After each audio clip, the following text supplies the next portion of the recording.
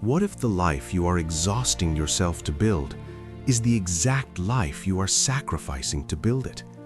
We trade our vitality for gold, hoping to buy back our time at the very end. But time is not a commodity you can purchase.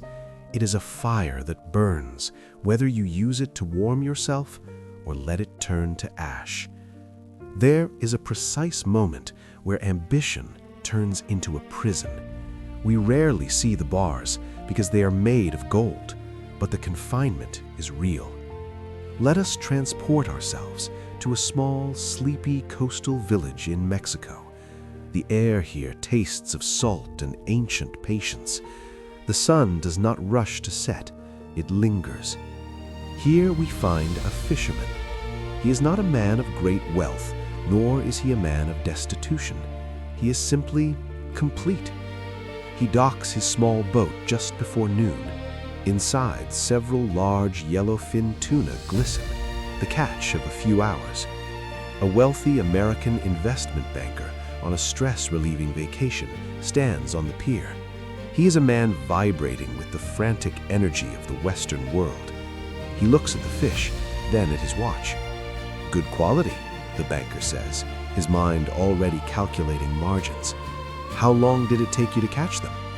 The fisherman smiles, a slow expression that involves his whole face. "Only a little while, senor." The banker frowns. To him, efficiency is God. "Why didn't you stay out longer and catch more?"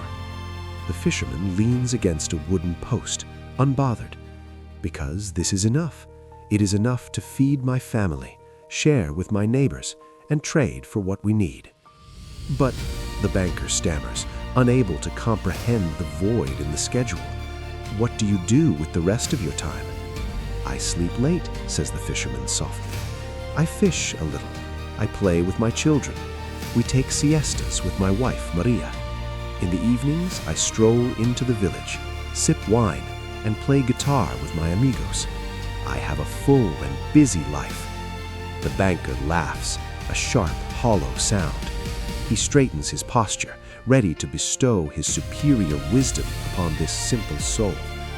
"Look, I have an MBA from Harvard," declares the banker. "I can help you.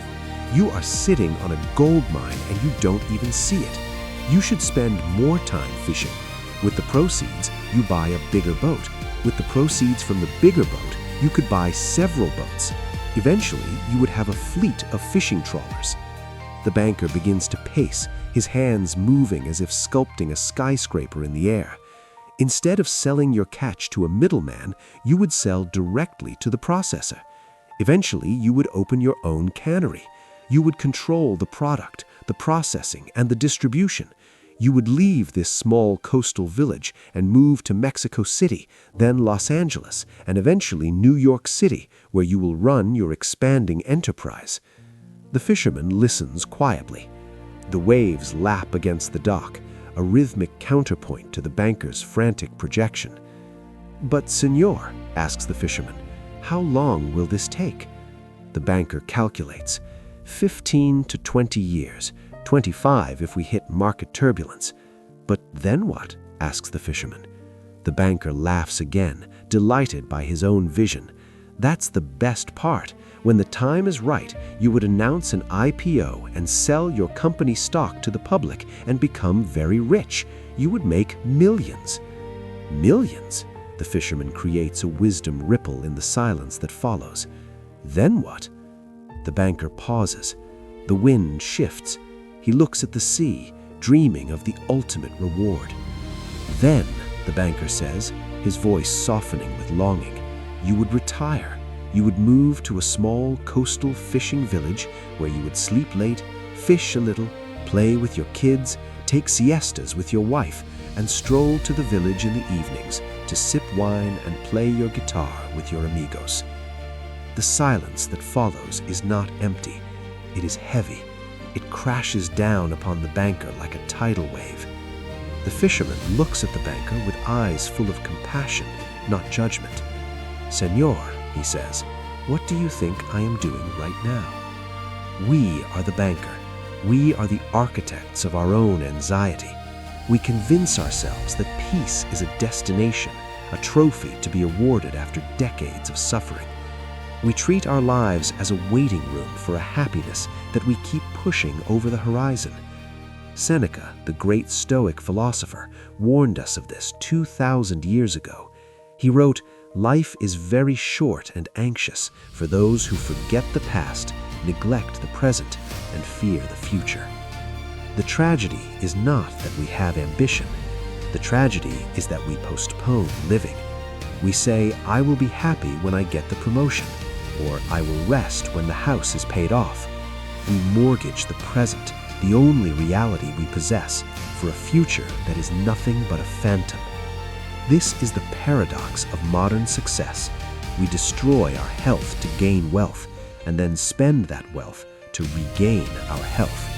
We live as if we will never die, and we die having never really lived. This story is not a command to stop working or to abandon your responsibilities. It is a wisdom ripple sent to you to disturb the stagnant waters of your routine. It asks you to examine your definitions. Are you working for a life you already have access to? Are you running a race that has no finish line? Zen teaches us that the purpose of eating is to eat. The purpose of walking is to walk. If you are washing the dishes only to finish washing the dishes, you are not living. You are waiting to live. The fisherman was not lazy. He was deliberate. He understood that wealth is not a number in a bank account. Wealth is the availability of your own time. Don't wait for the millions to watch the sunset. Don't wait for retirement to know your family. The currency of life is time, and your account is being debited every second. Spend it on what matters.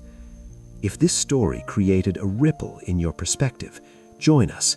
Subscribe to Wisdom Ripple. Let us continue to seek the signal in the noise. Together.